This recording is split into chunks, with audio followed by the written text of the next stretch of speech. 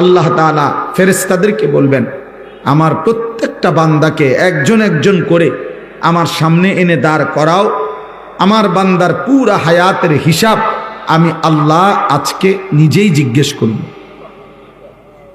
হযরত আলী ইবনে ফুজাইল ভাবতেছিলেন যে হায়, আমার রব যখন আমাকে জিজ্ঞেস করবেন আমি কি জবাব দেব।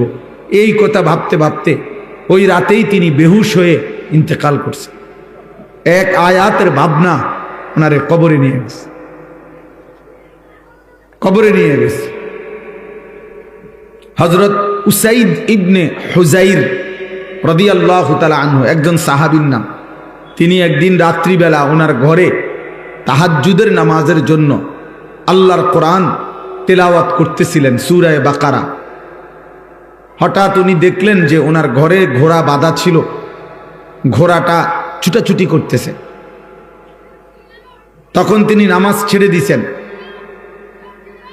তাকায়া দেখছেন ওনার বাড়ির উঠানের মধ্যে মেঘের মতো নূর আলোয় আলোকিত হয়ে আছে।